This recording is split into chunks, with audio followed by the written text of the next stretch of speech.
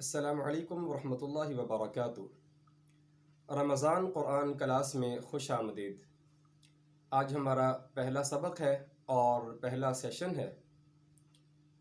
سبق کی طرف جانے سے پہلے میں آپ کی توجہ علم حاصل کرنے کی طرف دلانا چاہتا ہوں۔ جو طلبہ تجوید القرآن کے اس کورس کو احسن انداز سے پایہ تکمیل تک پہنچانا چاہتے ہیں، میری ان سے یہ گزارش ہے کہ اس کورس کو انتہائی توجہ کے ساتھ، انتہائی دل جمعی کے ساتھ کیجیے۔ جب تک آپ کی توجہ، آپ کی دل جمعی اس کے اندر شامل نہیں ہوگی، تب تک ان حروف کے تلفظ کی ادائیگی آپ بہتر نہیں کر سکیں گے۔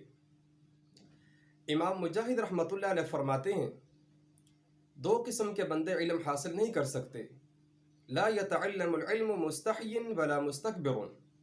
ایک علم کو حاصل کرنے میں شرم و حیا کرنے والا اور دوسرا تکبر کرنے والا۔ تو گزارش یہ ہے کہ اس کورس کو شروع کرنے سے پہلے ہمیں اپنی شرم و حیا کو بھی ختم کرنا ہوگا، اور اگر تکبر جیسی برائی کے اندر مبتلا ہے تو اس سے بھی ہمیں دور ہونا پڑے گا۔ صحابہ کرام رضوان اللہ علیہم اجمعین علم حاصل کرنے کے بارے میں کسی قسم کی شرم و حیا اور جھجک کو محسوس نہیں کیا کرتے تھے۔ تو اس کورس کو شروع کرنے سے پہلے اپنی شرم و حیا کو ختم کیجیے، اور ان حروف کے تلفظ کی بہتری کے لیے اپنی آواز کو بلند کرنا پڑے گا، اونچی آواز سے ان حروف کو ادا کرنا پڑے گا۔ جب آپ اونچی آواز سے اچھے طریقے کے ساتھ محنت کرتے ہوئے ان حروف کو ادا کریں گے تو آپ کا یہ کورس جو ہے آپ کے لیے فائدہ مند ثابت ہوگا، اور آپ کے تلفظ قرآن پاک کے اندر بہترین طریقے سے ادا ہونا شروع ہو جائیں گے۔ تو آئیے اب ہم اپنے سبق کی طرف چلتے ہیں۔ آج کا ہمارا سبق جو ہے یہ 3 موضوعات کے اوپر مشتمل ہے۔ پہلا موضوع حروف کا موضوع ہے، دوسرا موضوع علامات کا ہے، اور تیسرا جو موضوع ہے یہ قواعد کا موضوع ہے۔ حروف کے موضوع کے اندر مختلف حروف کے مجموعہ جات کو جمع کیا گیا ہے، مختلف حروف کے گروپس بنا دیے گئے ہیں۔ یہ وہ گروپس ہیں، وہ حروف ہیں جو ایک ہی جگہ سے ادا ہونے والے حروف ہیں، ان کو گروہ بندی کی شکل دے دی گئی ہے۔ تو سب سے پہلا ہمارا جو گروپ ہے یہ حروف لثویہ کا حروف تہجی میں سے یہ گروپ ہے۔ حروف لثویہ یہ نرمی سے ادا ہونے والے حروف ہیں۔ 3 حروف ہیں، ث، ذال، ظا۔ ان کی ادائیگی کا طریقہ یہ ہے کہ زبان کی نوک اوپر والے دانتوں کے کناروں سے لگائیں تو یہ تینوں حروف ادا ہوں گے، ث، ذال، ظا، ث، ذال، ظا۔ اس کی ادائیگی کا طریقہ کار یہ ہے۔ اس کے بعد دوسرے نمبر پہ حروف جو ہیں یہ حروف صفیریہ ہیں۔ صفیر عربی میں سیٹی کو کہتے ہیں۔ تو عام طور پر یہ حروف ہم پڑھتے ہیں ز، سین، صاد۔ ذرا ان کے اندر سیٹی کی آواز کو پیدا کر دیا جائے تو ان حروف کی خوبصورتی میں اضافہ ہو جاتا ہے۔ ز، سین، صاد، ز، سین، صاد۔ اس کی ادائیگی کا طریقہ یہ ہے۔ تو یہ حروف لثویہ نرمی سے پڑھے جانے والے، اور یہ ہیں حروف صفیریہ، سیٹی کی آواز پیدا کرنے کے ساتھ یہ حروف ادا ہوتے ہیں۔ دوسرے نمبر پہ ہمارے پاس علامات ہیں۔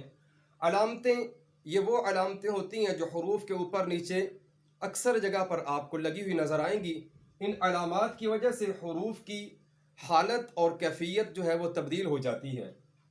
حرکات، حرکت زبر، زیر اور پیش کو کہتے ہیں۔ علامات میں سے یہ ہماری پہلی علامت ہے حرکات۔ حرکت زبر، زیر اور پیش کو کہتے ہیں۔ دوسرے نمبر پہ ہمارے پاس تنوین ہے، اور تنوین 2 زبر، 2 زیر اور 2 پیش کا نام ہے۔ تنوین اس علامت کے اندر نون کی آواز پیدا ہو جاتی ہے۔ ہم حرکات اور تنوین کو حروف کے اوپر اپلائی کر کے پڑھیں گے تو ان حروف کی حالت اور کیفیت جو ہے یہ بدلتی ہوئی آپ کو نظر آئے گی۔ سب سے پہلے ہم حرکات کو لثویہ اور صفیریہ کے اوپر لگا کے پڑھتے ہیں۔ یہ حرکات ہیں زبر، زیر اور پیش۔ اس زبر، زیر، پیش کو ہم پہلے حروف لثویہ کے اوپر لگاتے ہیں۔ تو میرے ساتھ پڑھیے بلند آواز کے ساتھ، تاکہ ان حروف کی ادائیگی بہتر ہو اور ان کو پڑھنے کے اندر بھی آپ کے لیے آسانی پیدا ہو.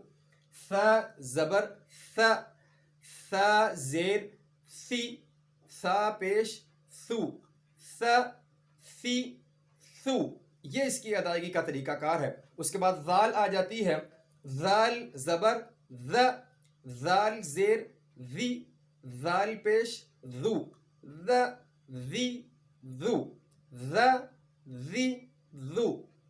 زبان کی نوک اوپر والے دانتوں کے کناروں سے لگائیں تو یہ حروف ادا ہوں گے. اب اس حرکت کو ہم حروف صفیریہ کے ساتھ پڑھتے ہیں. ز زبر ز، ز زیر زی، ز پیش زو، ز زی زو. دوسرے نمبر پہ سین ہے تو سین زبر س، سین زیر سی، سین پیش سو، س سی سو. یہ حروف سیٹی کی آواز کے ساتھ ادا ہوتے ہیں. تیسرا حرف صاد ہے، اس کے اندر سیٹی کی آواز بھی پائی جاتی ہے. یہ حروف مستعلیہ موٹے حروف کے اندر اگلے سبق میں اس کو پڑھیں گے. اس حروف کو باریک بھی کیا جاتا ہے، سیٹی کی آواز بھی ہے، اور اس کے ساتھ موٹا بھی پڑھا جاتا ہے. صاد زبر صو، صاد زیر سوئی، صاد پیش سو، صو سوئی سو. یہ حروف ہم نے حرکات کے ساتھ پڑھے. اب دوسرے نمبر پہ ہم نے جو علامات میں سے ایک علامت تنوین پڑھی ہے، اس تنوین کو حروف لثویہ اور صفیریہ کے ساتھ پڑھتے ہیں. تو ث دو زبر ثن، ث دو زیر فن، ث دو پیش ثن، ثن فن ثن. دوسرے نمبر پہ ذال ہے، ذال دو زبر ذن، ذال دو زیر ذن، ذال دو پیش ذن، ذن ذن ذن. حروف لثویہ کو تنوین کے ساتھ پڑھنے کا یہ طریقہ کار تھا. اب ہم حروف صفیریہ کے ساتھ تنوین کو لگا کے پڑھیں گے. ز دو زبر زن، ز دو زیر زن، ز دو پیش زن، زن زن زن. دوسرے نمبر پہ سین ہے، سین دو زبر سن، سین دو زیر سن، سین دو پیش سن، سن سن سن. تیسرا حرف صاد ہے، اس کو موٹا بھی کریں. صاد دو زبر سن، صاد دو زیر سن، صاد دو پیش سن، سن سن سن. یہ حروف صفیریہ کو تنوین کے ساتھ پڑھنے کا طریقہ کار تھا. اگلا ہمارا جو ٹاپک ہے یہ قواعد کا ٹاپک ہے. تو قواعد کا ٹاپک کے اندر ہم نے سب سے پہلے جو چیز رکھی ہے یہ ہے الف اور حمزہ کے اندر فرق. الف اور حمزہ میں کیا فرق ہوتا ہے؟ الف ہمیشہ خالی ہوتا ہے، الف کو الف نہیں پڑھا جاتا، الف ہمیشہ خالی ہوتا ہے. یہ باکس کے اندر آپ دیکھ رہے ہیں یہ الف ہے، اس کے اوپر کسی قسم کی بھی کوئی علامت موجود نہیں ہے. زبر زیر پیش جزم، دو زبر دو زیر دو پیش، اس قسم کی کوئی بھی علامت اس کے اوپر موجود نہیں ہے. تو معلوم ہوا کہ الف جو ہے یہ ہمیشہ خالی ہوتا ہے، اس کے اوپر کسی قسم کی کوئی علامت موجود نہیں ہوتی. اب الف سے حمزہ بنتا ہے، الف کے اوپر بعض دفعہ زبر زیر پیش آ جاتی ہے تو اس کو بھی الف پڑھ دیا جاتا ہے، جبکہ یہ طریقہ کار بالکل غلط ہے. الف کے اوپر زبر زیر پیش یا جزم آ جائے، یہ چار چیزوں کو یاد رکھیے، زبر زیر پیش اور جزم. الف کے اوپر یہ چار علامتیں ہیں، زبر زیر پیش اور جزم. ان چاروں علامتوں میں سے کوئی بھی ایک علامت آ جائے تو الف حمزہ بن جاتا ہے. یہ الف الف نہیں رہتا، یاد رکھیے الف ہمیشہ خالی ہوتا ہے. الف کے اوپر زبر زیر پیش یا جزم آ جائے تو الف حمزہ بن جاتا ہے. دوسرے نمبر پہ قواعد میں سے ہم نے جو قاعدہ رکھا ہے یہ ہے ساکن. ساکن کس کو کہتے ہیں؟ نیچے لکھا ہوا ہے کہ جزم والا حرف ہوتا ہے. الف کے علاوہ کسی بھی حرف کے اوپر جزم آ جائے، الف کے علاوہ کسی بھی حرف کے اوپر جزم آ جائے تو وہ حرف ساکن ہو جاتا ہے. ساکن کا مطلب ہے کہ وہ رکا ہوا یا ٹھہرا ہوا حرف ہوتا ہے، رکا ہوا ٹھہرا ہوا حرف. اب جزم کیا ہوتی ہے؟ جزم آپ حروف کے اوپر آیات کے اندر جگہ جگہ پر چھوٹی سی دال لگی ہوئی دیکھیں گے تو اس کو جزم کہتے ہیں. اس کا دوسرا نام سکون بھی ہے، اس کو علامتوں میں ہم پڑھیں گے جا کر. تو ساکن کا آپ کو مطلب بتایا ہے کہ رکا ہوا یا ٹھہرا ہوا حرف ہوتا ہے، یہ جزم والا حرف ہوتا ہے. الف کے علاوہ کسی بھی حرف کے اوپر جزم آ جائے تو وہ ساکن ہو جاتا ہے. یہاں پر ہم نے دو قواعد پڑھی ہیں، ایک الف اور حمزہ میں فرق اور دوسرا ساکن۔ یہاں پر آپ کو یہ بات کی گئی ہے کہ الف کے علاوہ کسی بھی حرف کے اوپر جزم آئے تو وہ ساکن ہوتا ہے۔ الف کے اوپر جزم آئے تو کیا ہوگا؟ الف کے اوپر جب جزم آتی ہے تو الف حمزہ بن جاتا ہے، الف ساکن نہیں ہوتا۔ تو یہ ہمارے دو قواعد تھے آج کے۔ اس کے ساتھ ہم نے حروف علامات پڑھی ہیں۔ حروف میں سے ہم نے دو حروف کے مجموعہ جات پڑھے ہیں۔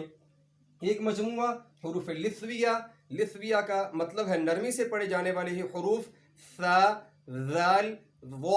زبان کی نوک اوپر والے دانتوں کے کناروں سے لگے تو یہ تین حروف ادا ہوتے ہیں، ثا، ذال، و۔